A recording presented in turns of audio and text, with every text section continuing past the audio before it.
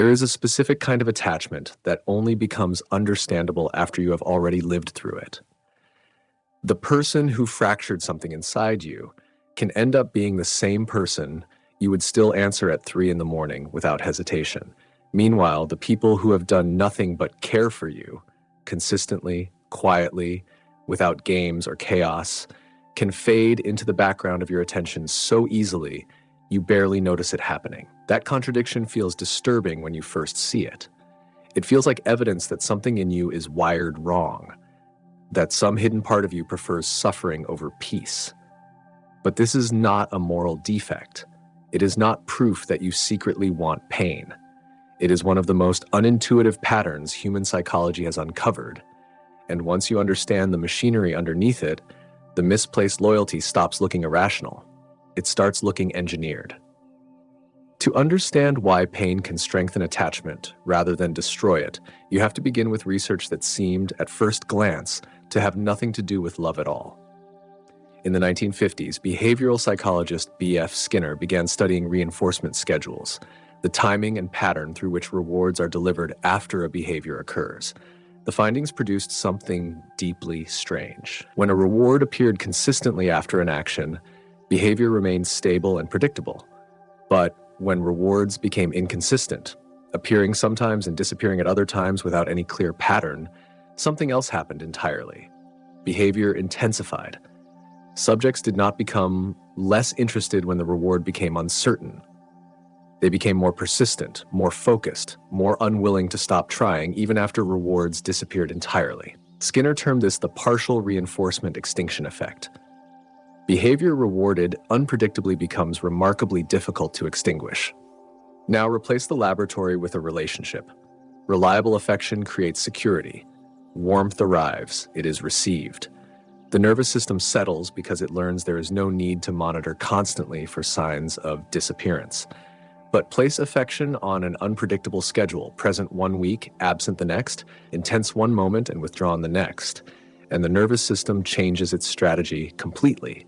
It stops resting. Instead, it begins scanning, watching, anticipating. It starts asking questions without words. What version of them will appear today? What did I do differently last time? How do I get back to the warmth? The effort itself becomes the center of gravity.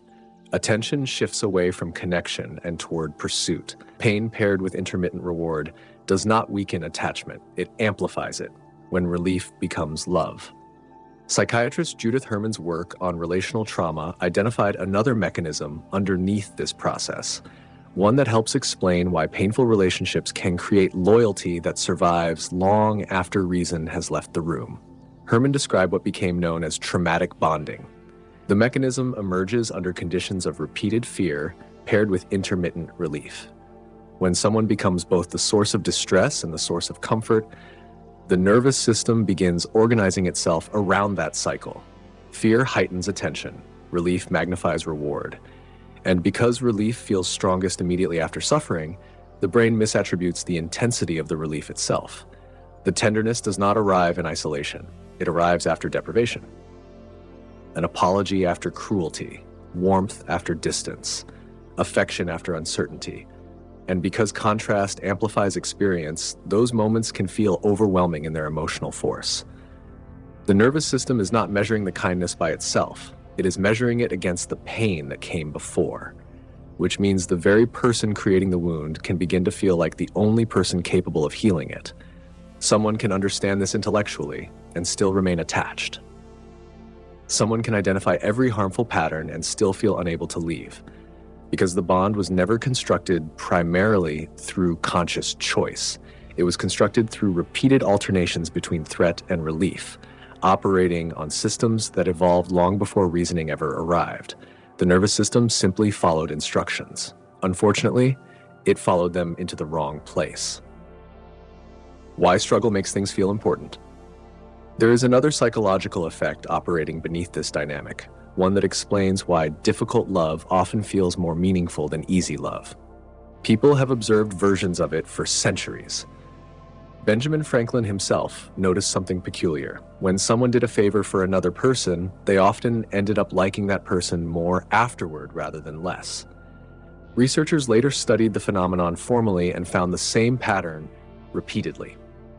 Effort changes perception. The mind struggles with a particular discomfort. If significant energy, sacrifice, or pain was invested into something, admitting it was not worthwhile creates psychological tension. So the mind resolves the tension in the simplest way possible. It increases the perceived value of the thing that required the sacrifice.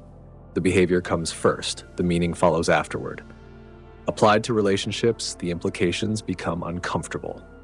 If you fought for someone's affection, if you monitored their moods, if you survived unpredictability, if you spent years trying to earn moments of closeness that others gave freely, your mind begins attaching significance to the relationship partly because of what it cost you.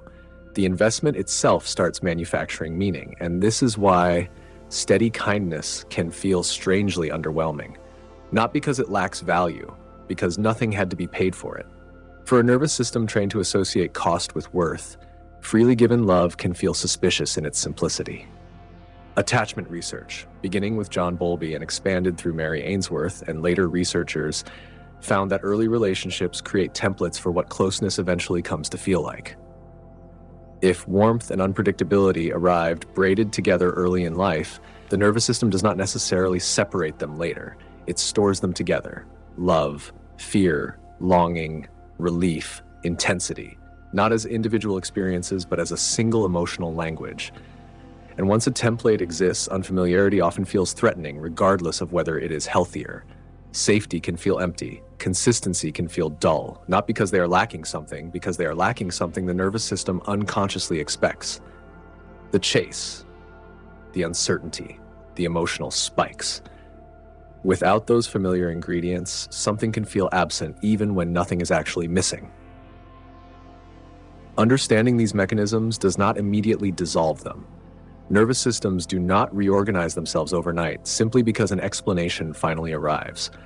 But understanding does change where you place the meaning. The first shift is separating intensity from value. Strong attachment is not proof that something is healthy. Persistence is not evidence that something deserves persistence. Skinner's experiments demonstrated that very clearly. The strongest behavior often emerged under the least stable conditions. The second shift is learning to tolerate kindness that arrives without struggle attached to it. Because if chaos became the language of significance, peace initially feels almost invisible. The absence of intensity can register as emptiness before it ever registers as safety. That discomfort does not necessarily tell you something about the person in front of you. It may simply be revealing the shape of the template underneath you. And finally, there is a more uncomfortable question worth asking whenever loyalty feels impossibly strong. If this relationship had cost me nothing, would I still value it the same way? Because that question cuts directly through the confusion between effort and meaning. And often, underneath everything invested into maintaining it, the answer becomes clearer than expected.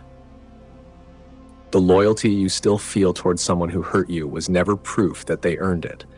It was evidence that your nervous system encountered a pattern it was designed to respond to and followed it exactly as intended.